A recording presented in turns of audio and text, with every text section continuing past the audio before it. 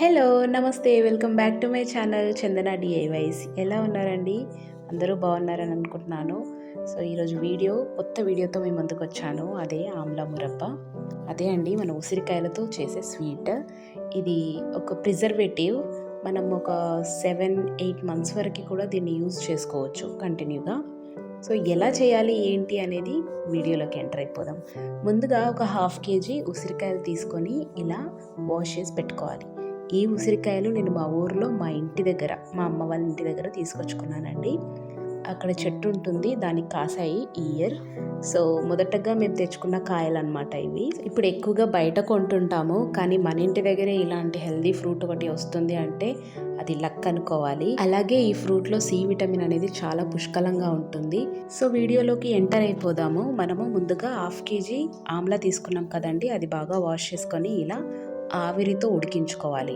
ఒక 10 మినిట్స్ ఉడికించుకుంటే సరిపోతుంది. అంటే మెత్తగా ఉడకకూడదు అనమాట, ఎందుకంటే మనం షుగర్ సిరప్లో మళ్ళీ ఉడికించుకుంటాం కాబట్టి ఇది ఒక 75%, 80% వరకే కుక్ అయితే సరిపోతుంది. ఇలా ఉడికిన ఆమ్లాస్ అన్నిటిని పక్కకు తీసుకొని ఆరబెట్టేసుకోవాలి.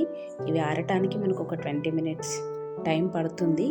సో అవి ఆరిపోయాక ఒక బౌల్లోకి ట్రాన్స్ఫర్ చేసేసుకొని వాటిని ఒక ఫోర్క్ స్పూన్ తీసుకొని బాగా గుచ్చాలి. సో ఆమ్లా లోపలికి వెళ్ళేలాగా గుచ్చాలి. దీనివల్ల ఉపయోగం ఏంటంటే మనం షుగర్ సిరప్లో వేసి ఉడకబెట్టినప్పుడు ఈ కాయ లోపలికి మొత్తం షుగర్ సిరప్ అనేది ఇంకిపోవాలి.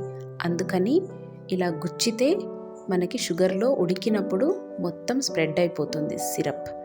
సో వీడియోలో చూపిస్తున్నట్టుగా ఇలా అన్నిటినీ ఫోర్క్ స్పూన్తో గుచ్చేసుకోవాలి.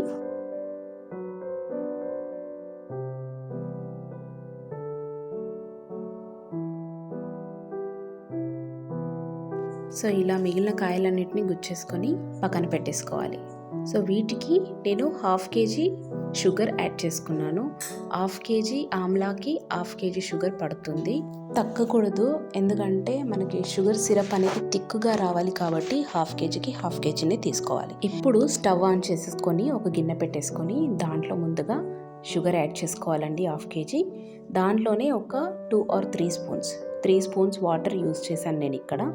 మీరు కూడా 3 స్పూన్స్ యూజ్ చేయొచ్చు. ఇంకా థిక్గా రావాలి, ఎక్కువ టైం పడుతుంది అనుకుంటే 2 స్పూన్సే యూజ్ చేసుకోవచ్చు వాటర్. టైం మాత్రం రెండిటికి సేమ్ తీసుకుంటుంది ఉడకడానికి. సో ఇలా కలిపేసుకున్నాక షుగర్ని బాగా దీంట్లోనే మనం పక్కన తీసి పెట్టుకున్న ఆమ్లా కూడా యాడ్ చేసుకొని బాగా మిక్స్ చేసుకోవాలి. వాటర్ తక్కువగా తీసుకున్నాం కాబట్టి షుగర్ డిజాల్వ్ అవ్వటానికి కొంచెం టైం పడుతుంది. టైం అంటే ఒక 5-6 మినిట్స్ పడుతుంది, పర్లేదు. బట్ ఇందులోనే ఆమ్లా కూడా కుక్ అయిపోతుంది కాబట్టి మనకి పెద్ద ప్రాబ్లం ఉండదు.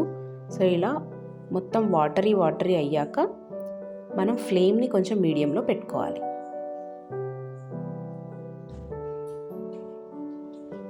సో చూస్తున్నారు కదా, కొంచెంగా మనకి షుగర్ అనేది డిజాల్వ్ అయిపోతుంది.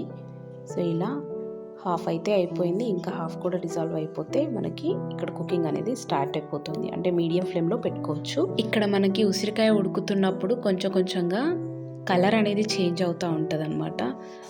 మధ్యలో మనము చూసుకుంటూ ఉండాలి. సో ఇప్పుడు దీంట్లోకి ఒక హాఫ్ స్పూన్ కార్డమమ్ పౌడర్ వేసుకోండి, అదే అండి యాలకుల పౌడర్. అలాగే పావు టీ స్పూన్ ఉప్పు, అలాగే హాఫ్ లెమన్ స్క్వీజ్ చేసుకోవాలి. ఇక్కడ లెమన్ స్క్వీజ్ చేసుకున్నాక అన్నిటినీ బాగా మిక్స్ చేసుకోవాలి. చూడండి, కొంచెం కలర్ చేంజ్ అయిపోయింది, ఉసిరికాయ కలర్.